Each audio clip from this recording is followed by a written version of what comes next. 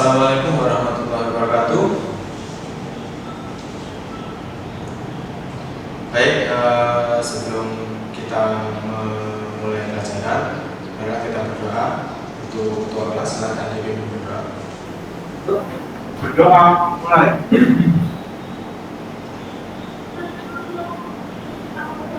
Berdoa selesai. Baik, sebelum kita mulai, saya absen dulu ya. Iqbal Sabilillah, Khairul Nasirin, Mo Andi Rosidi, Muhammad Putra Ramadan, Nabilatus Zakiyah, Naufal Dafa, Randy Hidayat, Randy Wansa, Rizky Maulida. Baik anak-anak, sebelum kita mulai ya, saya ingin memberikan motivasi ya. Jadi kenapa sih kita harus belajar tentang keselamatan kerja dan kesehatan kerja? Jadi materi ini sebenarnya sangat penting sekali ya, sangat penting sekali buat kita. Jadi nanti selama kegiatan proses belajar mengajar, kegiatan praktikum, terus kegiatan nanti kalau semuanya PKL atau prakerin, jadi harus menerapkan yang namanya K3 atau kesehatan dan keselamatan kerja. Nah, kenapa kok sampai itu penting? Ya, karena memang itu merupakan fondasi. Jadi kalau kita melakukan pekerjaan itu harus menerapkan yang namanya kesehatan dan keselamatan kerja agar nantinya tidak akan terjadi yang namanya kecelakaan kerja. Baik anak-anak, di sini saya akan menyampaikan tujuan pembelajaran hari ini. Ya, jadi kita mempunyai beberapa tujuan, ya, di mana nanti hari ini harapan saya yang pertama adalah kalian atau peserta didik dapat menjelaskan kesehatan dan keselamatan kerja. Jadi kalian bisa menjelaskan yang namanya kesehatan dan keselamatan kerja. Yang kedua adalah kalian dapat menyimpulkan tujuan dari kesehatan dan keselamatan kerja. Jadi kalian harus tahu tujuannya apa mempelajari kesehatan dan keselamatan kerja ini. Yang ketiga adalah kalian mampu menyebutkan dasar hukum dari kesehatan dan keselamatan kerja. Jadi harus tahu ya, dasar hukumnya harus tahu. Selanjutnya kalian dapat mengorganisasikan kecelakaan kerja. Macam-macam kecelakaan kerja itu seperti apa sih? Jadi kalian harus tahu ya. Selanjutnya adalah menerapkan prosedur kesehatan dan keselamatan kerja. Jadi kalian harus menerapkan. Jadi selama kegiatan proses belajar mengajar, ya kalian harus menerapkan yang namanya kesehatan dan keselamatan kerja. Nah, yang terakhir adalah pada saat praktikum kalian dapat melaksanakan kesehatan dan keselamatan kerja. Jadi nanti selama kegiatan proses belajar mengajar dari awal sampai nanti akhir, kalian dapat menerapkan kesehatan dan keselamatan kerja. Harapan saya seperti itu. Ya. Kali ini saya akan mempresentasikan, ya, saya kasih wawasan sedikit tentang apa sih itu keselamatan kerja. Ya, silakan diperhatikan dulu, disimak dulu. Ya. Jadi ada yang tahu mungkin keselamatan kerja itu apa? Ya, jadi keselamatan kerja itu diartikan sebagai suatu upaya, ya, suatu upaya agar pekerja selamat di tempat kerjanya. Itu yang pertama. Jadi pekerjanya selamat di tempat kerja, itu yang pertama. Yang kedua adalah terhindar dari kecelakaan, termasuk juga menyelamatkan peralatan dan produksinya. Jadi yang diselamatkan itu yang pertama adalah pekerjanya, ya, pekerjanya. Ya. Yang kedua adalah peralatan dan lokasinya, itu yang harus diselamatkan. Ya. Yang ketiga adalah produksi atau hasil dari pekerjaan itu. Jadi ada 3 poin ini yang harus diselamatkan. Ya. Oke, lanjut. Nah ini tujuan keselamatan dan kesehatan kerja itu seperti apa sih? Yang pertama adalah, ya, jadi secara umum kesehatan dan keselamatan kerja itu yang pertama adalah melindungi tenaga kerja atas hak keselamatan dalam melakukan pekerjaan untuk kesejahteraan hidup dan meningkatkan produksi serta produktivitas nasional. Ya, jadi melindungi tenaga kerja ini tujuan awal. Ya, tujuan utamanya adalah melindungi tenaga kerja. Itu yang pertama. Yang kedua, menjamin keselamatan dan kesehatan orang lain yang berada di tempat atau sekitar pekerjaan. Jadi yang diselamatkan yang kedua adalah orang yang ada di sekitar, itu yang diselamatkan. Nah, yang ketiga adalah menjamin terpeliharanya sumber produksi dan pendayagunaannya secara aman, efisien dan efektif. Ya, jadi sumber produksinya, ya, atau hasil produksinya nanti itu harus diamankan. Ya. Nah, selain itu yang keempat, dari segi kesehatan, mencegah dan membasmi penyakit akibat pekerjaan. Jadi kita bekerja itu punya resiko tentang kesehatan. Ya, banyak sekali resiko-resiko yang dialami oleh pekerja. Contoh yang kita temui di masyarakat, tukang sampah, ya, tukang ngambil sampah. Ya, mereka itu beresiko sekali terhadap penyakit. Nah, itu yang harus diamankan. Nah, bagaimana terhindar penyakit? Ya, pakai APD, ya, menggunakan masker, menggunakan sarung tangan, yang menggunakan pakaian yang lengan panjang, menggunakan sepatu dan lain sebagainya. Jadi harus standar, ya, mencegah, harus menggunakan APD agar terhindar dari penyakit. Selanjutnya, ya, ada landasan hukum. Ya, ada landasan hukum keselamatan kerja. Jadi keselamatan kerja ini dilindungi oleh undang-undang. Nah, ada undang-undangan yang melindungi atau yang menjadi landasan dari kesehatan dan keselamatan kerja. Yang pertama adalah Undang-Undang Nomor tahun 1930, ya, Ordonanti. Nah, yang kedua adalah Undang-Undang Nomor 1 tahun 1970 tentang keselamatan kerja. Yang terakhir adalah Undang-Undang Republik Indonesia Nomor 13 tahun 2013 tentang ketenaga kerjaan. Jadi, ya, kesehatan dan keselamatan kerja ini benar-benar dilindungi oleh negara, ya, dilindungi oleh undang-undang.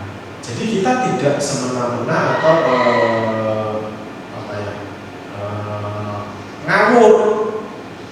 Ya, semua sudah diatur dalam undang-undang. Ya. Selanjutnya, ada beberapa faktor penyebab terjadinya kecelakaan kerja. Jadi kecelakaan kerja itu tidak terjadi semata-mata.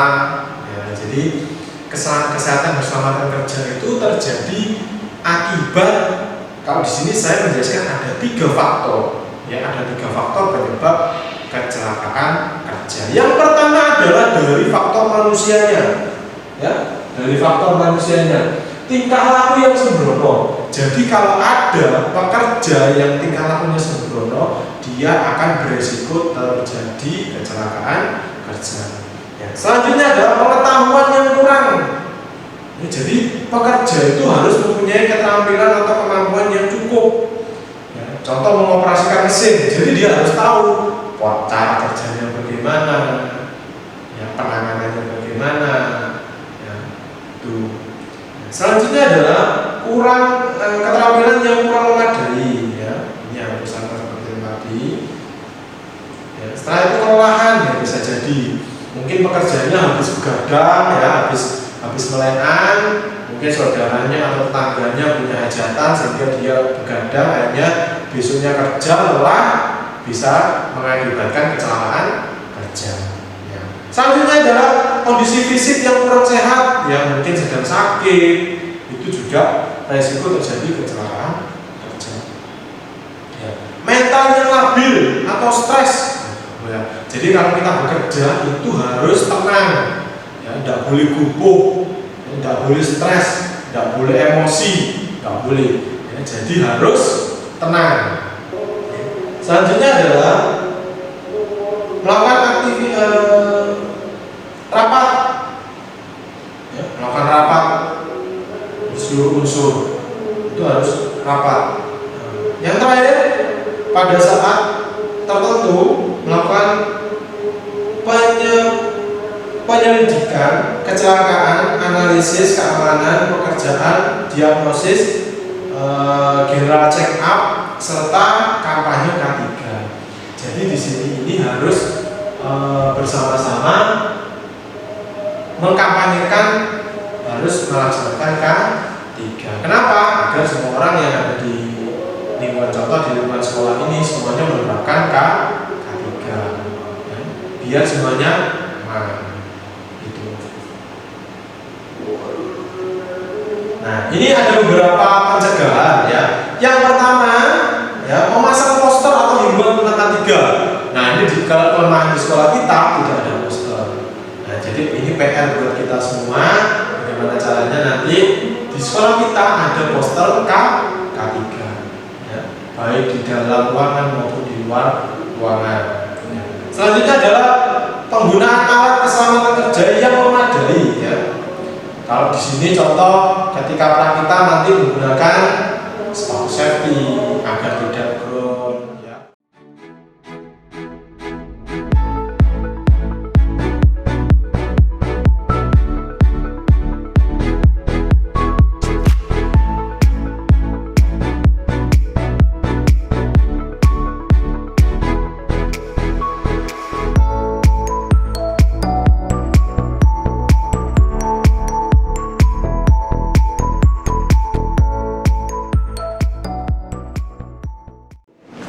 Assalamualaikum warahmatullahi wabarakatuh. Waalaikumsalam warahmatullahi wabarakatuh. Kami dari kelompok 2, perkenalkan nama saya Rofi Nazar Amikin. Nama saya Radhi Marsya. Nama saya Romi. Nama saya Syahra Ramadhani. Menurut kami ada beberapa faktor penyebab kecelakaan kerja. Untuk faktor pertama, faktor manusia. Faktor ini merupakan tindakan yang diambil atau tidak diambil untuk mengontrol cara kerja di perusahaan. Untuk faktor nomor 2, faktor material. Penyebab kecelakaan kerja ini berupa ledakan, kebakaran, dan paparan tidak terduga dari zat beracun yang digunakan dalam industri yang bersangkutan. Misalnya zat asam atau zat kimia berbahaya. Faktor yang ketiga adalah faktor peralatan. Faktor ini termasuk peralatan yang tidak terjaga dengan baik sehingga rentan mengalami kegagalan fungsi dan mengakibatkan kecelakaan kerja. Faktor selanjutnya adalah faktor lingkungan. Penyebab kecelakaan kerja ini mengacu pada keadaan tempat kerja, misalnya suhu, kebisingan, kualitas udara, maupun kualitas pencahayaan. Untuk faktor selanjutnya adalah faktor proses. Faktor ini termasuk ancaman yang muncul dari proses produksi, seperti debu yang berterbangan, uap, asap, hingga suara yang bising yang berhubungan dengan faktor produksi. Untuk kerugian-kerugian akibat dampak terjadinya kecelakaan ada 2, yaitu daya langsung meliputi daya pengobatan dan perawatan korban kecelakaan kerja, dan daya kompensasi. Sedangkan daya tidak langsung meliputi kerusakan alat dan mesin, kerusakan produk dan bahan atau material, gangguan dan terhentinya produksi, biaya administratif, pengeluaran sarana atau prasarana darurat, sewa mesin sementara, waktu untuk investigasi,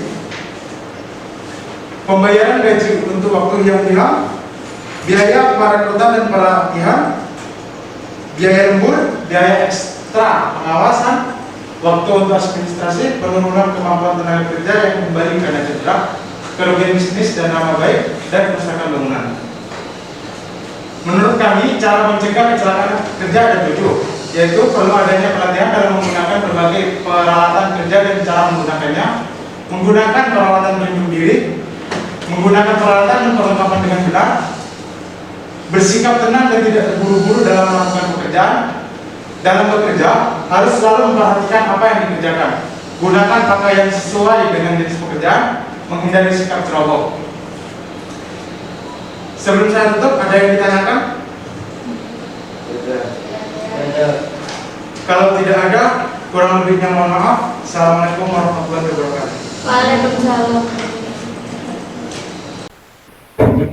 Baik ya, dari presentasi ke kelompok, mulai dari kelompok 1 sampai kelompok 4 ya, ternyata banyak apa ya yang bisa kita ambil hikmahnya. Yang pertama, ketika ngomong di depan itu memang susah ya, ketika ngomong di depan itu memang susah, tapi nanti lama kelamaan kalian akan bisa menguasai panggung yang ada di depan ya. Grogi pertama kali maju itu sudah biasa ya, tapi kalau sudah kedua, ketiga nanti akan terbiasa. Nah, dari 4 kelompok tadi yang sudah presentasi ya, yang paling menguasai panggung adalah kelompok 2 ya. Beri aplaus untuk kelompok 2. Oke, saya lihat tadi kelompok 2 bagus ya, cara menyampaikannya sudah bagus ya, poin per poin ya, ini sudah bagus ya. Jadi untuk yang paling grogi itu adalah kelompok 3 ya, kelompok 3 ya, kelompok 3 itu nggak bisa nggak bisa berkutik sama sekali. Baik ya,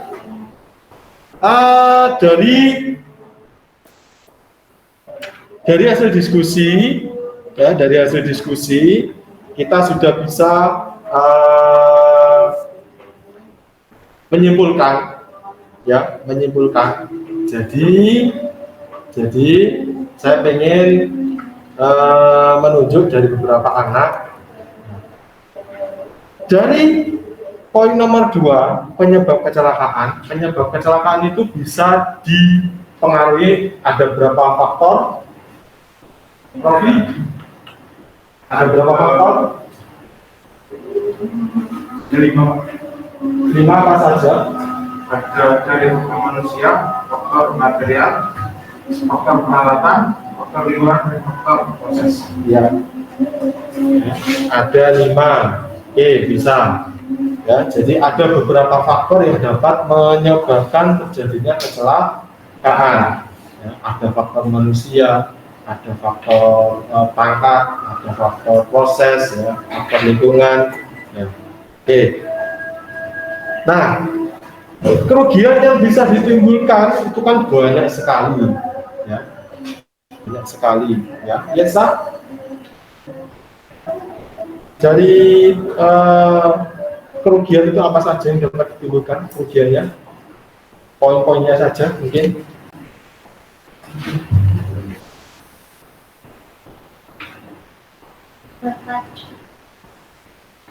Kerugian yang ditimbulkan Korban kecelakaan mengalami dan menderita. ya, apalagi Selain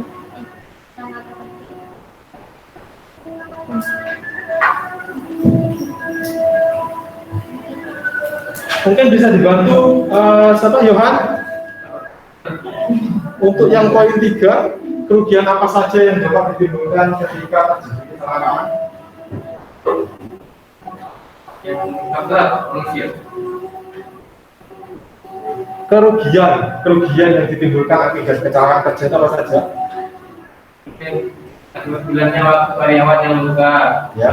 Kemudian akibat hilangnya waktu karyawan lain yang terbukti kerja karena rasa ingin tahu, rasa simpati membantu menolong karyawan yang terluka. Kemudian akibat hilangnya waktu bagi para mandor, penyedia atau para pemimpin lainnya karena karyawan yang terluka.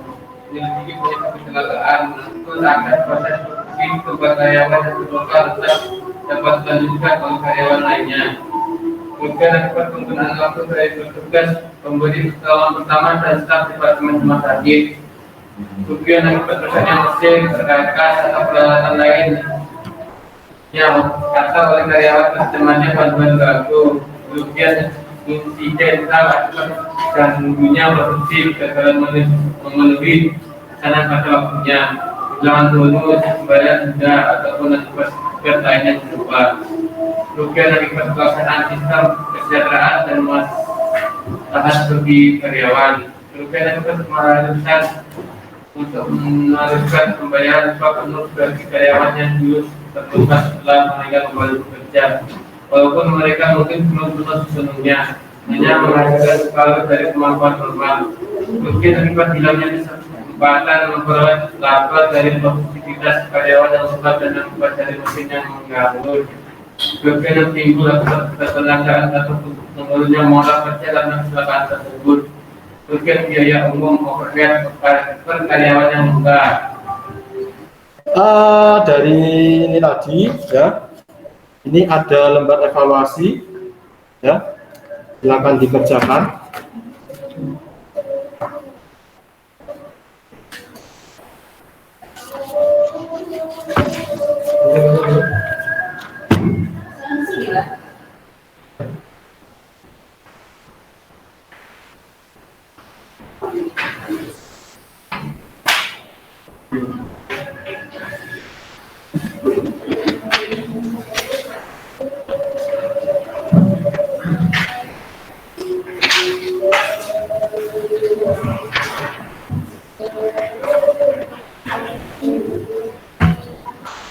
Ya, soal itu silakan dikerjakan ya, nanti dikumpulkan ya, setelah selesai nanti dikumpulkan.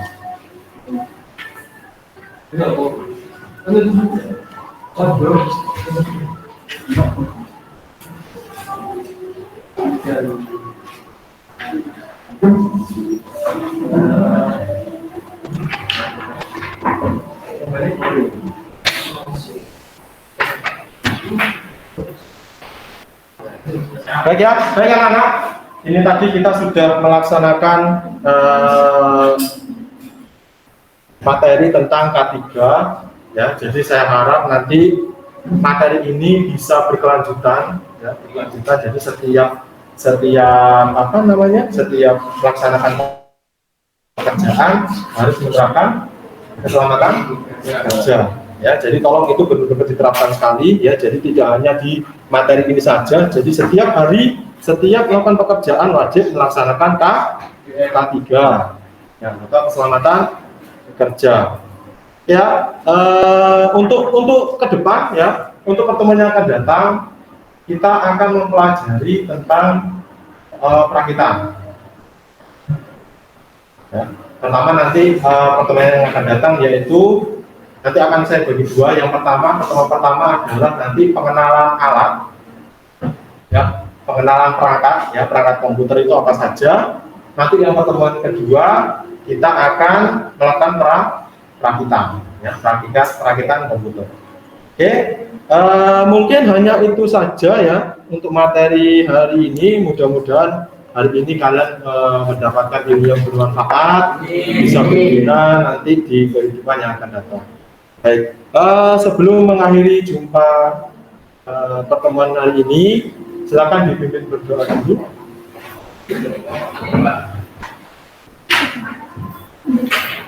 Pimpin berdoa, ketua kelas.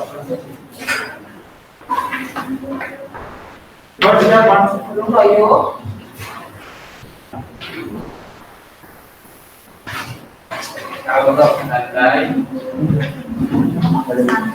Ayo,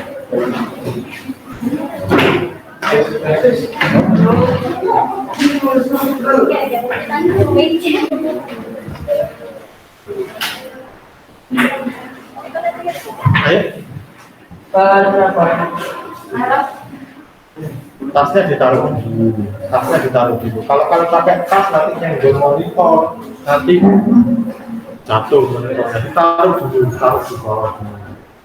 Jadi juga. Siapa? Berdoa mulai.